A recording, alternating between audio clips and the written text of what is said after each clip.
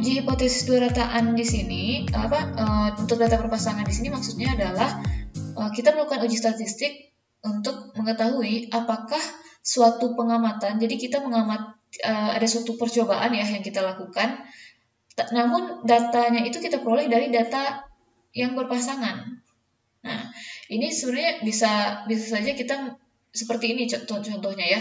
Kita ingin melihat ini sudah pernah dibahas di penaksiran ya, di penaksiran data berpasangan. Kita ingin melihat efektivitas atau ya perbandingan dengan keadaan dua diet yang enggak sih kalau nggak salah. Nah, atau saya nyatakan dengan contoh versi saya aja ya. Misal kita ingin melihat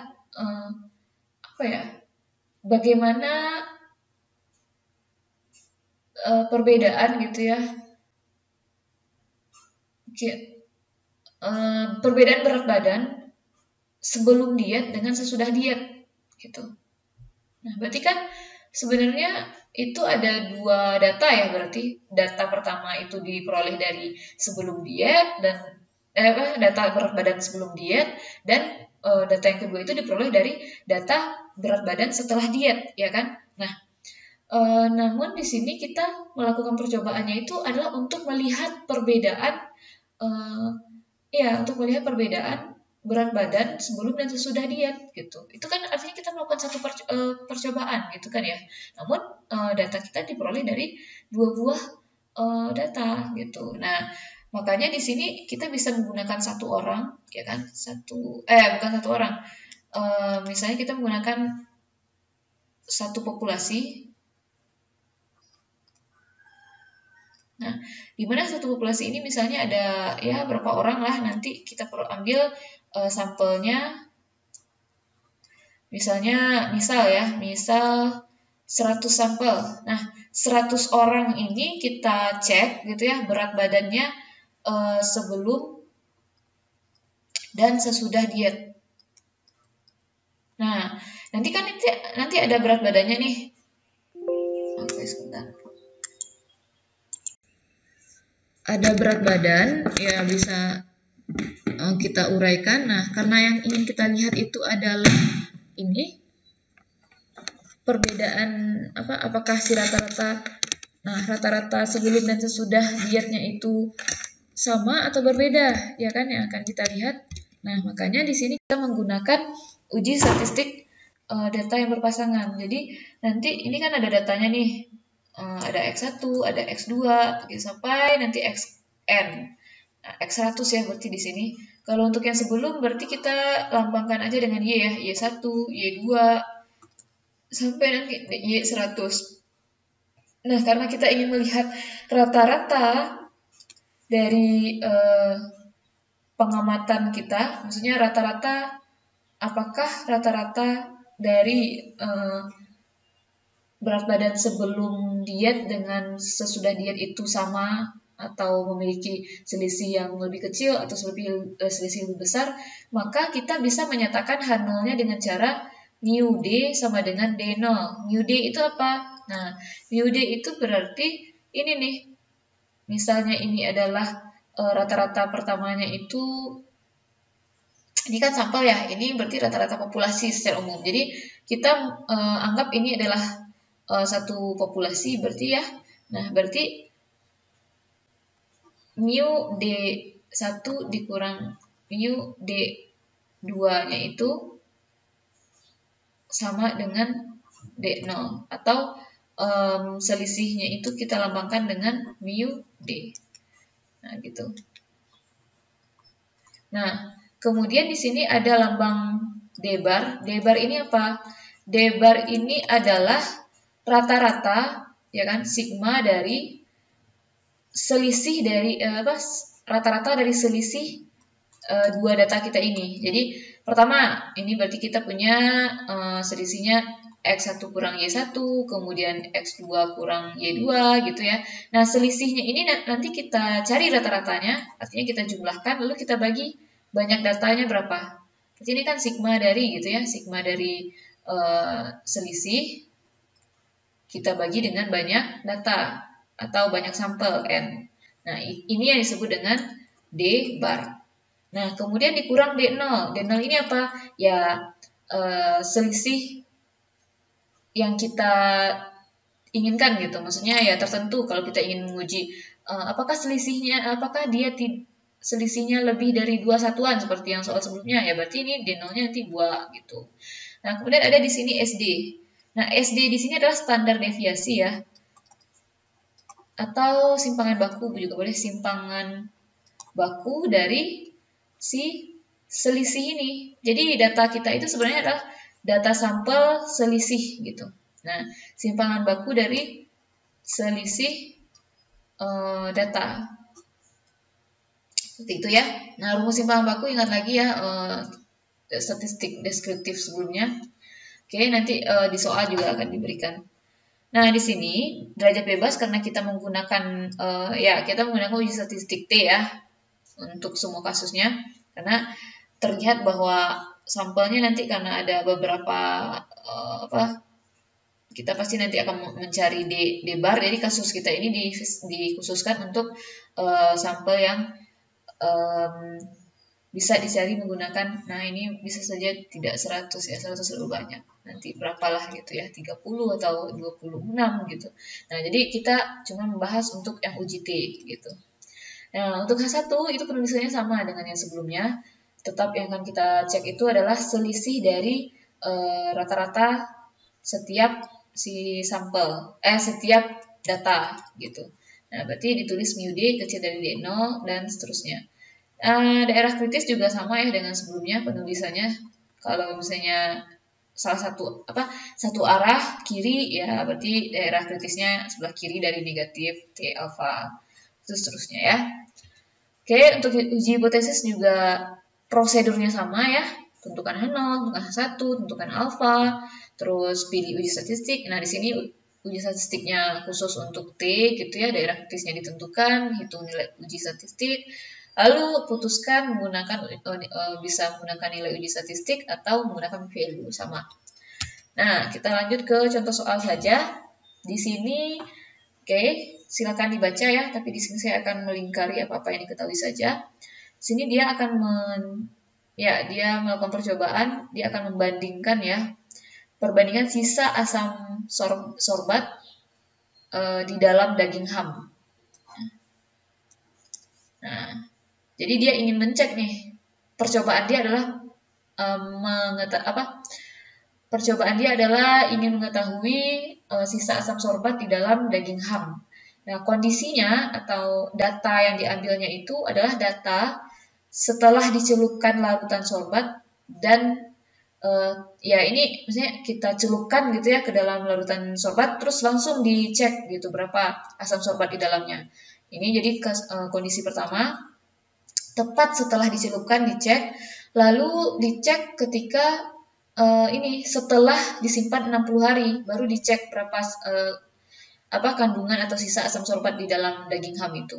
Jadi datanya jadi ada 2 ya, tapi tetap pada satu buah daging, artinya bukan satu buah daging ya, dalam populasi daging yang sama gitu. Cuman data yang diambil itu dengan 2 kondisi yang berbeda gitu ya. Nah, di sini kita mengasumsikan bahwa asam sorbat di dalam daging ham itu berdistribusi normal, kemudian taraf signifikansinya itu atau tingkat keberartiannya itu adalah 0,05.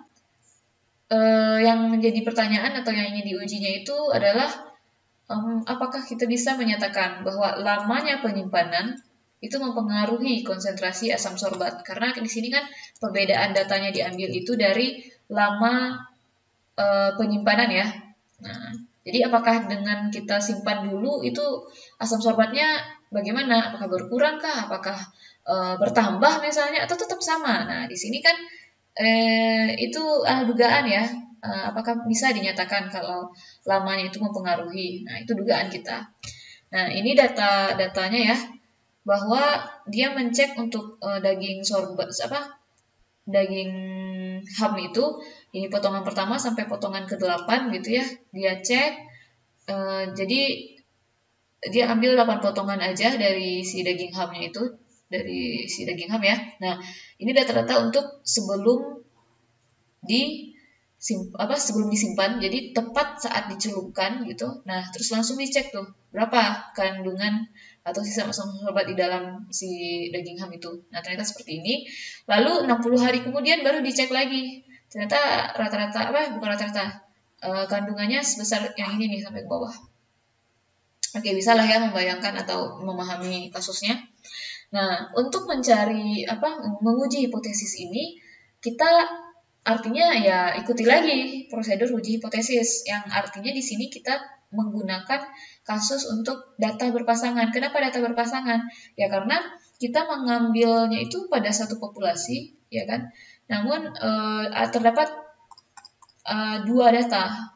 Nah, jadi untuk potongan pertama ambil 2 data, potongan kedua ambil 2 data, yang pada akhirnya nanti kita bisa cek itu jadi satu sampel aja. Nah, satu sampel yang menyatakan selisih ke dua data ini gitu. Jadi ini nanti selisihnya berapa gitu ya. 224 kurang 16 berapa? Ini berarti selisih.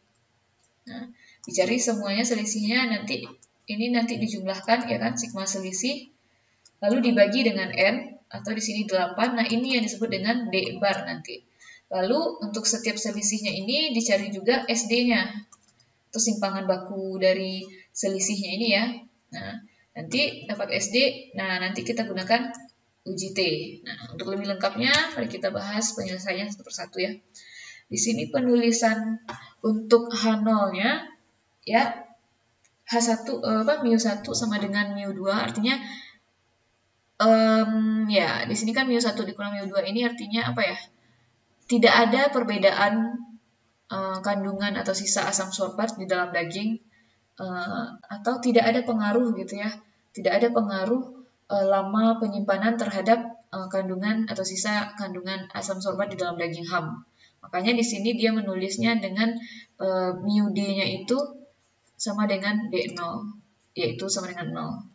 Untuk hipotesis tandingannya bahwa ada pengaruh. Nah, ada pengaruhnya itu entah itu lebih banyak kandungan si asam sorbatnya atau lebih sedikit, ya kan kita nggak tahu. Tapi yang jelas dia bilang ada pengaruh. Jadi dia tuliskan atau nyatakan dengan hipotesis tandingannya itu tidak sama dengan. Artinya ini adalah uji dua arah. Oke, transidentifikasinya 0,05. Oke, di sini sebenarnya ya karena tadi kan sudah disampaikan ya bahwa kita khusus untuk yang kasus populasinya tidak diketahui ya, makanya dan ragam sampelnya juga tidak diketahui. Oke, ini 2 kali ya ditulis. Populasi tidak diketahui dan pengapatannya berpasangan, makanya digunakan uji T. Gitu ya. Nah, titik kritisnya di sini adalah saat dB-nya itu 7, karena tadi N-nya adalah 8 ya. Nah, untuk mencari derajat bebasnya N dikurang 1, yakni 7. Nah, ini adalah alfa per 2. Alfa per 2 ya. Karena kita uji dua arah, makanya di sini T-nya alfa per 2. Yang nilainya adalah, jadi titik kritisnya ada 2 karena uji dua arah ya. Negatif 2,35 dan positif 2,35.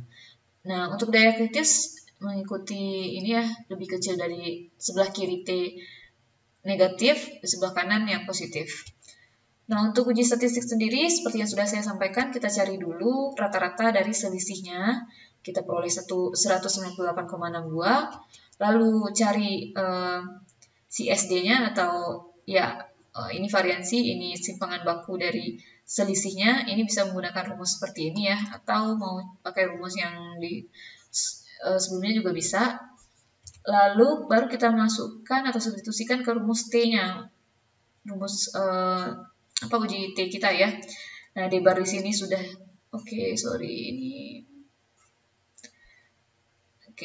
kemudian ya ini D bar yang ini, kemudian D0 kita ini berdasarkan penulisan hipotesis ya, 0. Lalu SD-nya berapa? 210 nih. N-nya 8 sehingga diperoleh T-nya adalah 2,673. Nah, pengambilan keputusan kita gunakan nilai uji statistik. Terlihat bahwa di sini 2,673 itu lebih besar ya dibanding 2,365. Nah, berarti dia bisa kita bilang ini nih masuk ke daerah penolakan atau darah kritis yang ini nih, yang sebelah kanan ini, ya kan ya.